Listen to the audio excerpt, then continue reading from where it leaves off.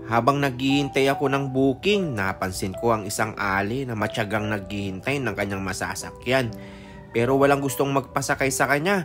Ilang beses niyang sinubukang pumara ng jeep at tricycle pero ayaw siyang pasakayin. Hindi ko alam kung ano ang dahilan kung bakit. Yung ba ay dahil sa kanyang kapansanan o dahil wala siyang sapat na perang pamasahe. Kaya nagmagandang loob na akong lapitan siya at alukin siya ng libreng sakay. Ito ang una kong biyahe ngayong taon ng 2025 at matumal ang booking sa pangalawang araw ng taon at agad na rin akong umikot upang lapitan ng isang ali na matyagang naghihintay ng kanyang masasakyan. Atis na kayo. Libre lang, libre. Ayan. At nagulat talaga siya nang alukin ko siyang sumakay pero ayaw niya. At tinanong ko siya kung bakit, yung pala ay wala siyang pera. At maghahatid siya ng pagkain sa ospital dahil nakakumpay ng asawa niya dahil sa sakit sa baga. Tara, kita. Ito lang. Sabi ko lang ano. Ito lang, iyan ko lang ha. Sakit lang.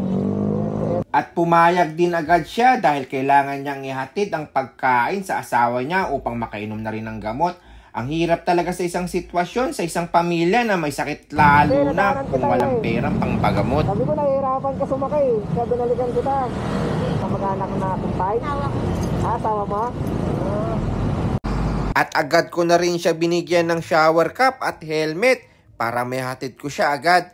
Nahirapan pa nga siya dito na sumakay sa motor ko dahil medyo mataas. Kaya binuwat ko na lang siya. Nang nakasampa na nga siya, sabi ko, tapak sa step nut ng motor ko at kapit siya para hindi siya malaglag. At medyo mabagal nga lang ang takbo namin para hindi siya matakot. At habang nasa gitna kami ng biyahe ay dito ko na siya tinanong kung ano ang sakit ng kanyang asawa. Ano sakit ng asawa mo? Sa puso pala sakit ng asawa mo. Okay naman siya. Buti naman. At hindi rin pala sila nakauwi ng bagong taon kaya sa ospital sila nag-celebrate kasama ang kanyang asawa at kanyang mga anak. Hospital bagong taon? Di pala kayo nakauwi sa inyo. Di pala kayo nagbagong taon sa ospital. At hindi nga nagtagal ay nahihatid ko siya ng ligtas at grabe talaga ang saya niya dahil mapapakain na niya ang kanyang asawa na may sakit at makainom na rin ng gamot. Kaya nagpapasalamat pa rin ako kay Lord sa mga biyayang ibinibigay niya sa amin ng aking pamilya tulad ng malusog na pangangatawan at malayo sa sakit. Kaya mahalin at alagaan ang ating mga sarili. Isipin lagi ang pamilya na umaasa sa atin para maibigay ang magandang kinabukasan sa kanila. Ahanin mo naman ang pera kung tayo naman ay may sakit.